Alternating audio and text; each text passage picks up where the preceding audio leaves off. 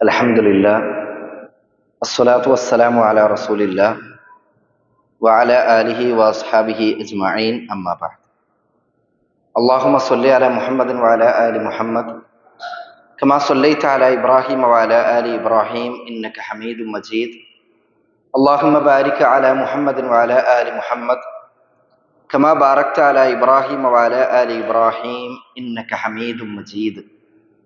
أعوذ بالله من الشيطان الرجيم بسم الله الرحمن الرحيم يا أيها الذين آمنوا اتقوا الله حق تقاته ولا تموتن إلا وأنتم مسلمون اللهم علمنا ما ينفعنا وانفعنا بما علمتنا وزدنا علما وتقا وهدى وفقهنا في الدين. ഏറെ ബഹുമാനം നിറഞ്ഞ സത്യവിശ്വാസികളെ, സത്യവിശ്വാസിനികളെ, അള്ളാഹു സുബ്ഹാനഹു വ തആലയിൽ നിന്നുള്ള റഹ്മത്തും ബർക്കത്തും സദാസമയവും നമ്മളിലെല്ലാം വർഷിക്കുമാറാകട്ടെ.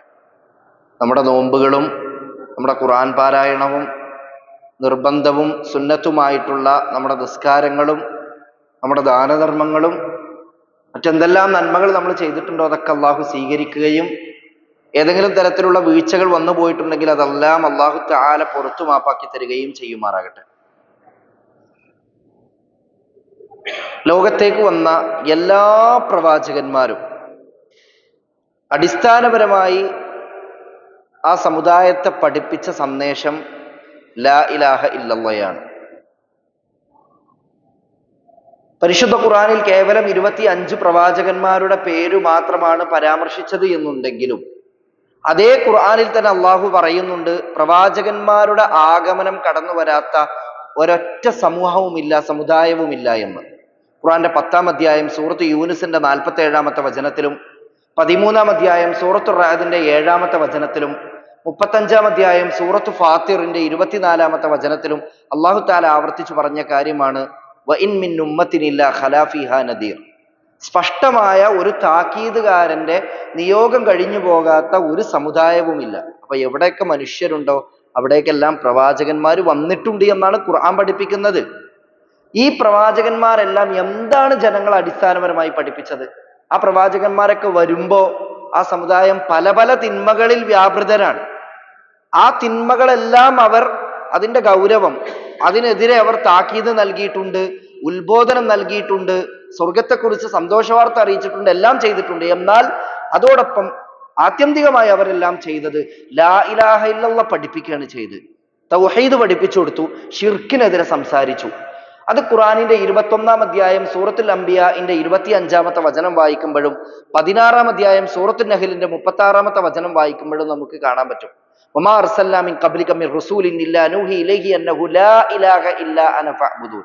പ്രവാചകരെ, താങ്കൾക്ക് മുമ്പ് ഒരു പ്രവാചകനെയും നാം പറഞ്ഞയച്ചിട്ടില്ല, ഞാനല്ലാതെ ഒരു ആരാധനക്കർഹനായിട്ട് മറ്റാരും തന്നെ ഇല്ല എന്നും, ആരാധനക്കർഹനായി ഞാനല്ലാതെ മറ്റാരും തന്നെ ഇല്ല എന്നും, അതിനാൽ എന്നെ മാത്രം നിങ്ങൾ വിളിച്ചു പ്രാർത്ഥിക്കുക എന്നും ബോധനം നൽകിക്കൊണ്ടല്ലാതെ ഒരു പ്രവാചകനെയും പറഞ്ഞയച്ചിട്ടില്ല. അപ്പൊ എല്ലാ പ്രവാചകന്മാരും വന്നത് എന്തു പറയാനാണ്? ലാ ഇലാഹ ഇല്ലല്ലാഹ് പറയാൻ. നിങ്ങൾ ആലോചിച്ച് നോക്കൂ. അപ്പൊ ആ ഒരു വിഷയത്തിന് എത്ര ഗൗരവമുണ്ട്. അപ്പൊ നമ്മളൊക്കെ സമാശ്വസിക്കുന്ന ഒരു കാര്യമുണ്ട്, അൽഹംദുലില്ലാഹ്, ഞാൻ ലാ ഇലാഹ ഇല്ലല്ലാഹ് ഉള്ള ആളാണ്, ഞാൻ തൗഹീദുള്ള ആളാണ്, എൻ്റെ ലാ ഇലാഹ ഇല്ലല്ലാഹ് ഓക്കെയാണെന്ന്. ആണോ? നമ്മുടെ ലാ ഇലാഹ ഇല്ലല്ലാഹ് കൃത്യമാണ്, വ്യക്തമാണ് എന്ന് നമുക്ക് തീർത്തു പറയാൻ പറ്റണമെങ്കിൽ ലാ ഇലാഹ ഇല്ലല്ലാഹുമായി ബന്ധപ്പെട്ട എല്ലാ കാര്യങ്ങളും നമ്മൾ അറിഞ്ഞിട്ടുണ്ട്. ഒരു മുസ്ലിമിനെ സംബന്ധിച്ചിടത്തോളം ഈ ദുനിയാവിലുള്ള എല്ലാ കാര്യങ്ങളെക്കുറിച്ചും അറിവുണ്ടാകണം എന്ന് നിർബന്ധമൊന്നുമില്ല. ഒരു ഹദീസിൽ നബി സല്ലല്ലാഹു അലൈഹി വസല്ലം പറയുന്നുണ്ട്, ത്വലബുൽ ഇൽമി ഫരീളത്തുൻ അലാ കുല്ലി മുസ്ലിമിൻ. അറിവ് നേടുക എന്നത് ഓരോ മുസ്ലിമിന്റെ മേലിലും ബാധ്യതയാണ്. അതിന്റെ അർത്ഥം എല്ലാ അറിവും അവൻ നേടണമെന്നില്ല. എന്നാൽ അടിസ്ഥാനപരമായി പഠിക്കേണ്ട, നേടേണ്ട ചില വിഷയങ്ങളുണ്ട്. അതിലുള്ള അറിവ് നിർബന്ധമാണ്, അതെന്തായാലും വേണം. അതിലൊന്നാണ് ലാ ഇലാഹ ഇല്ലല്ലാഹ്. അപ്പൊ ലാ ഇലാഹ ഇല്ലല്ലാഹ് ശരിയാകണമെങ്കിൽ സഹോദരന്മാരെ, ഇപ്പൊ നിസ്കാരം ശരിയാകണമെങ്കിൽ നിസ്കാരത്തിന്റെ ഷർത്താണ് വുദു എന്നുള്ളത്. വുദു ഇല്ലാതെ നിസ്കാരമില്ല. ലാ സ്വലാത്ത ലിമൻ ലാ വുദു ലഹു. നബി സല്ലല്ലാഹു അലൈഹി വസല്ലമയുടെ ഹദീസാണ്. നിസ്കാരമില്ല, വുദു ഇല്ലാത്തവന് നിസ്കാരമില്ല. അപ്പൊ നിസ്കാരം ശരിയാകണമെങ്കിൽ എന്ത് ചെയ്യണം? ആ ഷർത്ത് പൂർത്തിയാവണം. ആ ഷർത്തിൽ ഒന്നാണ് നിയ്യത്ത്, ആ ഷർത്തിൽപ്പെട്ട ഒന്നാണ് വുദു എന്നുള്ളത്. ഇതേപോലെ ലാ ഇലാഹ ഇല്ലല്ലാഹ് ശരിയാകണമെങ്കിൽ അതിന് ചില ഷർത്തുകളുണ്ട്. ആ ഷർത്തുകൾ പൂർത്തിയാവണം. 7 ഷർത്തുകൾ ലാ ഇലാഹ ഇല്ലല്ലാഹ്ക്കുണ്ട്. മഹാനായ വഹബ് ബിൻ മുനബ്ബിഹ് റഹിമഹുല്ല താബിഈ പണ്ഡിതനാണ്. അദ്ദേഹത്തിന്റെ അടുക്കൽ വന്നിട്ട് ഒരാൾ ചോദിച്ചു, അലൈസ ലാ ഇലാഹ ഇല്ലല്ലാഹ് മിഫ്താഹുൽ ജന്ന, ലാ ഇലാഹ ഇല്ലല്ലാഹ് എന്ന് പറയുന്നത് സ്വർഗത്തിന്റെ താക്കോലല്ലേ? അപ്പൊ അദ്ദേഹം പറഞ്ഞു ബല, അതെ. വലാകിൻ ലൈസ മിഫ്താഹുൻ ഇല്ലാ ലഹു അസ്നാനുൻ, പക്ഷെ ഏതൊരു താക്കോലിനും ചില പല്ലുകൾ ഉണ്ടാകും. വഇൻ ജിഅത ബിമിഫ്താഹിൻ ലഹു അസ്നാനുൻ ഫുതിഹ ലക്, പല്ലുകളുള്ള താക്കോലുമായിട്ടാണ് നീ തുറക്കാൻ ചെല്ലുന്നതെങ്കിൽ അത് നിനക്കായി തുറക്കപ്പെടും. വഇല്ലാലം യുഫ്തഹ് ലക്, പല്ലുകൾ ഇല്ലാത്ത താക്കോലാണ് നിന്റെ കയ്യിലുള്ളതെങ്കിൽ അത് നിനക്ക് വേണ്ടി തുറക്കുകയില്ല. അപ്പൊ ലാ ഇലാഹ ഇല്ലല്ലാഹ് സ്വർഗത്തിന്റെ താക്കോലാണ്. ആ താക്കോൽ ഉപയോഗിച്ച് സ്വർഗ കവാടം തുറക്കാൻ നമുക്ക് സാധ്യമാകണമെങ്കിൽ ആ ചാവിയിലുള്ള താക്കോലിലുള്ള പല്ലുകൾ ശരിയാകണം, എങ്കിലേ തുറക്കാൻ പറ്റുള്ളൂ. ആ ലാ ഇലാഹ ഇല്ലല്ലാഹ് എന്ന സ്വർഗത്തിന്റെ താക്കോലിലെ പല്ലുകളാണ് അതിന്റെ നിബന്ധനകൾ, ഷർത്തുകൾ, കണ്ടീഷൻസ്. അതിൽ 7 കണ്ടീഷൻസ് ആണ്. എല്ലാം കൂടി വിശദീകരിക്കാൻ നമുക്ക് സമയമില്ല, എങ്കിലും ഞാനത് പറഞ്ഞു പോകാം. ഒന്നാമത്തത് അൽ ഇൽമ്, 2 അൽ യഖീൻ, 3 അൽ ഇഖ്ലാസ്, 4 അസ്സിദ്ഖ്, 5 അൽ മഹബ്ബ, 6 അൽ ഖുബൂൽ, 7 അൽ ഇൻഖിയാദ്. ഈ 7 നിബന്ധനകളാണ് ലാ ഇലാഹ ഇല്ലല്ലാഹ്ക്കുള്ളത്. അതെന്താണ് എന്ന് ഞാൻ ചുരുക്കി പറയാം. ഒന്ന് അൽ ഇൽമ്, ലാ ഇലാഹ ഇല്ലല്ലാഹ് എന്താണ് എന്ന് കൃത്യമായി അറിയണം. 47-ാം അധ്യായം സൂറത്ത് മുഹമ്മദിന്റെ 19-ാമത്തെ വചനത്തിൽ അല്ലാഹ് പറയാണ്, ഫഅലം അന്നഹു ലാ ഇലാഹ ഇല്ലല്ലാഹ്, ആരാധനക്കർഹനായി അല്ലാഹു അല്ലാതെ മറ്റാരും തന്നെ ഇല്ല എന്ന് നീ അറിയുക. അപ്പൊ ആദ്യം ലാ ഇലാഹ ഇല്ലല്ലാഹയെ കുറിച്ചുള്ള കൃത്യമായ ഒരു ഇൽമ്, നോളജ് നമുക്ക് ഉണ്ടാവണം. രണ്ടാമത്തെ കാര്യം അൽ യഖീൻ, അറിവുണ്ടായാൽ മാത്രം പോരാ, സംശയം ഉണ്ടാകാൻ പാടില്ല. സത്യവിശ്വാസികളെ കുറിച്ച് അള്ളാഹു പറഞ്ഞ എന്താ? ഇന്നമൽ മുഅ്മിനൂന അല്ലദീന, തീർച്ചയായും സത്യവിശ്വാസികളായ ആളുകൾ, ആമിനു ബില്ലാഹി വറസൂലിഹി, അള്ളാഹുവിലും അവന്റെ റസൂലിലും വിശ്വസിക്കുന്നവരാണ്. സുമ്മലം യർതാബു, പിന്നീട് അവർക്ക് അതിൽ സംശയം ഉണ്ടാവുകയില്ല. റൈബ്, അതായത് റൈബ് എന്ന് പറഞ്ഞാൽ ഷക്ക്, സംശയം, അതുണ്ടാവുകയില്ല. ആരാധനക്കർഹനായ അള്ളാഹ് അല്ലാതെ മറ്റാരും തന്നെ ഇല്ല, മുഹമ്മദ് നബി അള്ളാഹിന്റെ ദൂതനാണ്, ഇതവർ പ്രഖ്യാപിച്ചാൽ പിന്നെ അവർക്കൊരു ഡൗട്ട് ഉണ്ടാവില്ല. ഏത് ഉറക്കൽ വിളിച്ചു ചോദിച്ചാലും അവരത് പറയും. ഒരു സംശയവും ഇല്ലാത്ത അറിവ്, അതാണ് യഖീൻ. മൂന്നാമത്തേതാണ് അൽ ഇഖ്ലാസ്, നിഷ്കളങ്കമായിട്ട് നമ്മുടെ ഹൃദയത്തിന്റെ ഉള്ളിൽ നിന്ന് വരണം. വമാ ഉമിറു ഇല്ലാ ലിയഅബ്ദുല്ലാഹ മുഖ്ലിസീന ലഹുദ്ദീന ഹുനഫാഅ വയുഖീമുസ് സ്വലാത്ത വയുഅ്തുസ് സകാത്ത വദാലിക അദ്ദീനുൽ ഖയ്യിമ. ഖുർആന്റെ 98-ാം അധ്യായം സൂറത്ത് ബയ്യിന 5-ാമത്തെ വചനമാണ്.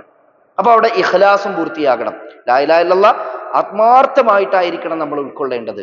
4-ാമത്തെ നിബന്ധന എന്ന് പറയുന്നത് അസ്സിദ്ഖ്, സത്യസന്ധത. നാവ് കൊണ്ട് പ്രഖ്യാപിച്ചാൽ മാത്രം പോരാ, ഹൃദയം കൊണ്ട് ഏറ്റെടുത്താൽ മാത്രം പോരാ. ലാ ഇലാഹ ഇല്ലല്ലാഹ് പ്രഖ്യാപിക്കുമ്പോൾ അത് കൊണ്ടു നടക്കുമ്പോൾ സത്യസന്ധമായിട്ടായിരിക്കണം, ആത്മാർത്ഥമായിട്ടായിരിക്കണം. അതാണ് സിദ്ഖ്. 5-ാമത്തെ നിബന്ധനയാണ് നബി സല്ലല്ലാഹു അലൈഹി വസല്ലം പറയുന്ന ഒരു ഹദീസിൽ തന്നെ കാണാൻ പറ്റും. ആരാണോ ലാ ഇലാഹ ഇല്ലല്ലാഹ് മുഹമ്മദ് റസൂലുള്ളാഹ് സത്യസന്ധമായിട്ട് പ്രഖ്യാപിക്കുന്നത്, അല്ലാഹു തആല അവന് നരകം നിഷിദ്ധമാക്കിയെന്ന്, സ്വർഗ്ഗം ഉറപ്പാണ് എന്ന്. അപ്പൊ സിദ്ഖ് ഉണ്ടാവണം. 5-ാമത്തത് മഹബ്ബ, സ്നേഹം. ലാ ഇലാഹ ഇല്ലല്ലാഹ് മുഹമ്മദ് റസൂലുള്ളാഹ് പ്രഖ്യാപിച്ച ഒരാൾക്ക് എല്ലാത്തിനേക്കാളും അപ്പുറത്ത് ഏറ്റവും കൂടുതൽ സ്നേഹം അള്ളാഹുവിനോടും അവന്റെ റസൂലിനോടുമായിരിക്കും. സത്യവിശ്വാസികളെ കുറിച്ച് അള്ളാഹ് പറയാണ്, വമിനൻ നാസി മൻ യത്തഖിദു മിൻ ദൂനില്ലാഹി അൻദാദൻ യുഹിബ്ബൂനഹും കഹുബ്ബില്ലാഹ്, ജനങ്ങളിൽ ചില ആളുകളുണ്ട് അള്ളാഹുവിന് പുറമെ സമന്മാരെ സ്വീകരിച്ചവരാണവർ. യുഹിബ്ബൂനഹും കഹുബ്ബില്ലാഹ്, ഈ ആളുകൾ അള്ളാഹ്ക്ക് പുറമെ അവർ വിളിച്ചു പ്രാർത്ഥിച്ചുകൊണ്ടിരിക്കുന്ന ആ ആളുകളെ സ്നേഹിക്കും, ആ പടപ്പുകളെ സ്നേഹിക്കും, അള്ളാഹിനെ സ്നേഹിക്കുന്ന പോലെ തന്നെ. അള്ളാഹ് പറയാണ് വല്ലദീന ആമനു അശദ്ദു ഹുബ്ബൻ ലില്ലാഹ്, എന്നാൽ സത്യവിശ്വാസികളാകട്ടെ അവർക്ക് അള്ളാഹിനോടായിരിക്കും ഏറ്റവും കൂടുതൽ സ്നേഹം എന്ന്. അപ്പൊ നമ്മളെ സംബന്ധിച്ചിടത്തോളം നമുക്ക് നമ്മുടെ മക്കളെക്കാൾ, ഭാര്യയേക്കാൾ, മാതാപിതാക്കളെക്കാൾ, മറ്റെന്തിനേക്കാളും ഏറ്റവും കൂടുതൽ ഇഷ്ടം അള്ളാഹുവിനോടും അവന്റെ റസൂലിനോടുമാകണം. 6-ാമത്തെ നിബന്ധന അൽ ഖുബൂൽ, സ്വീകരിക്കണം.